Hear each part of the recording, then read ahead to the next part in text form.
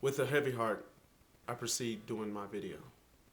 As always, I talk about an issue that faces my community, the government, and of course the corrupt mainstream media. To the many subscribers, the many friends, and the many supporters of my videos, I want to say thank you. Without your support, I wouldn't be doing this. And usually, as I begin, I talk about an issue. But today, I want to send my condolences to the victims of these latest shootings over in Ohio, as well as in Arizona. Over in a neighboring county, a sheriff's deputy was gunned down by a deranged man. She was 40 years old. She just got married and she has 2 children. Her funeral was just recently held. The deranged man also injured another officer, and I want to send a speedy recovery to him and his family. This incident involved firearms. Now, the recent incident happened in Tucson, Arizona.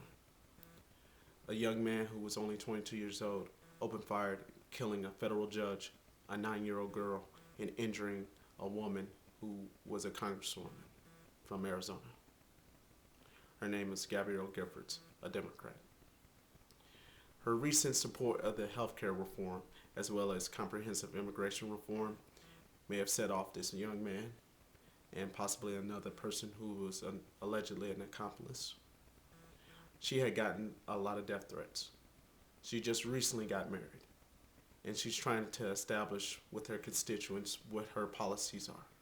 She was a moderate to conservative-leaning Democrat from the state of Arizona.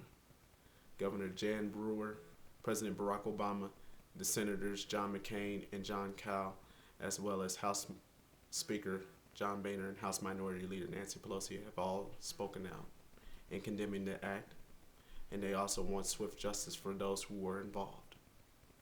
As a believer of the Second Amendment right, I believe that all Americans have the right to own a firearm in order to protect themselves, in order to protect their family, in order for game and sport.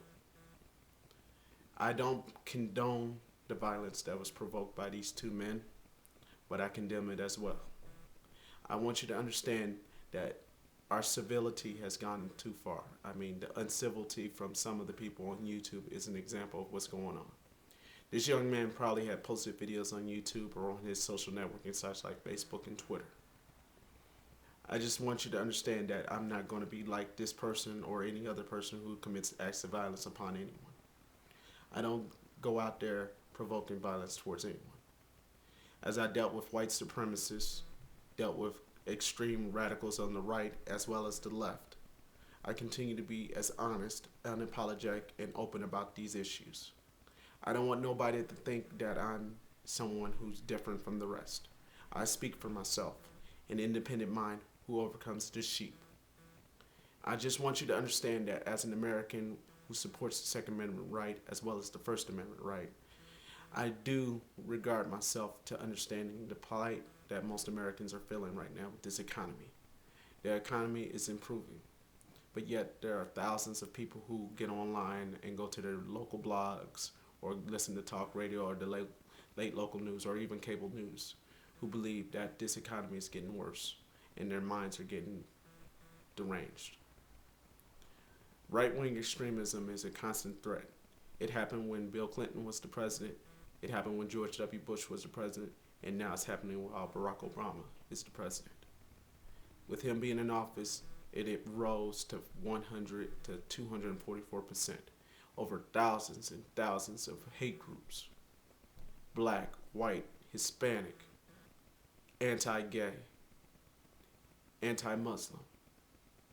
It's like our society, with all this vitriol, is getting ginned up for a major war within our own borders.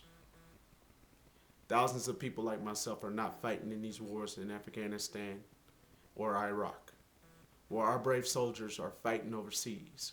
We're fighting on our keyboards, arguing with one another over stupid shit. I hate to get vulgar, but this is stupid shit. If you don't agree with my opinion, that's fine. But to resort to all this negativeness, from name calling to labeling people traitors, this is an example of what got this young 22-year-old man deranged. This may have happened with the deranged 59-year-old man who killed the police officer. I just want you to understand as I continue to do these videos, I'm going to try to tone it down a little bit. I'm going to try to understand the plight of what's going on with some of the conservative commentators as well as the liberal commentators who post their videos or post their comments on my page. I'm not going to get into any arguments with them. I can only just block them.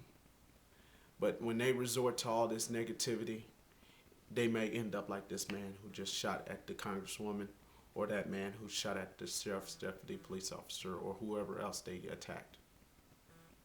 So I want you to be safe and understand that the social networks are a tool for fun, entertainment, and trying to get to know people. If you don't want to know me, don't come to my videos, please. But for those who support me, I appreciate it.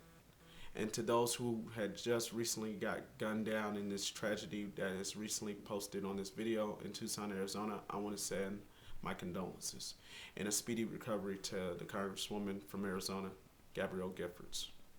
We're rooting for you to make a speedy recovery. Thank you for watching me on YouTube.